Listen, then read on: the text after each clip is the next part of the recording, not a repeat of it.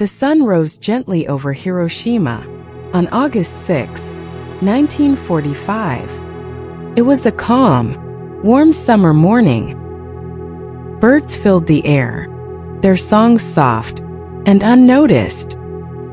Trams rolled quietly through the streets, carrying people going about their day. Shop owners lifted their shutters, preparing for another routine morning. Children adjusted their uniforms, ready to walk to school, their steps light, their laughter soft. Mothers prepared breakfast, steam rising from pots. Fathers left their homes, walking down the streets, on their way to work. Everything seemed ordinary, peaceful, and nothing felt unusual. No one knew that history was seconds away. Hiroshima was not a battlefield, not a place of soldiers or trenches. It was a living city, full of ordinary people, living ordinary lives. More than 300,000 people called this place home. Families, workers, children, all beginning their day. Streets filled slowly, voices mingling with laughter. Many believed the war would never reach them. The sky was clear, bright, and blue. No enemy planes were expected, no danger imagined. People trusted the morning, trusted the silence, trusted that routine was safe until it wasn't. Shadows of the future lay hidden in the sky, above their heads, unseen and unknowable, high above the clouds, far beyond what the people below could see.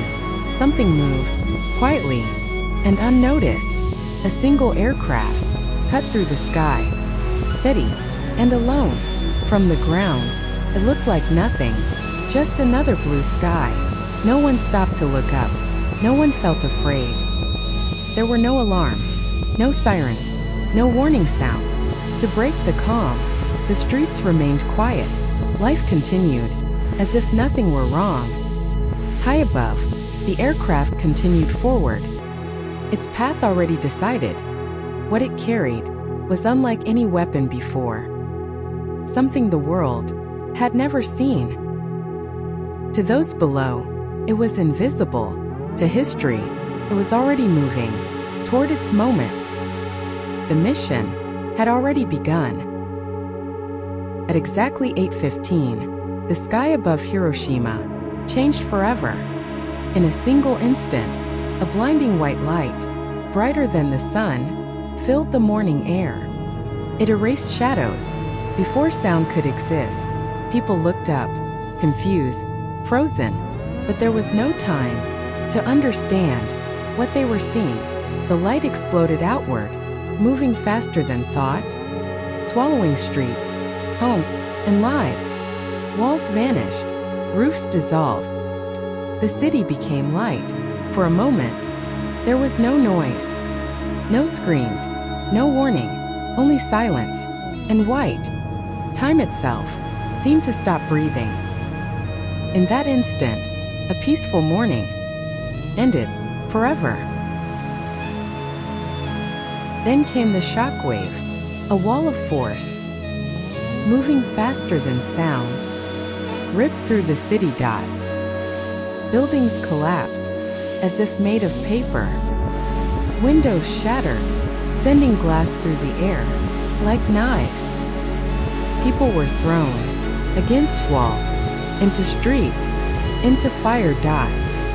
The heat followed, hotter than the surface of the sun. Skin burned instantly.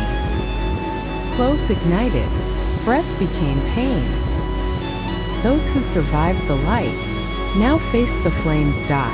The city began to burn, block by block, street by street. Hiroshima was no longer a place dot. It was a field of fire and suffering beyond imagination. When the fire began to fade, a strange silence followed.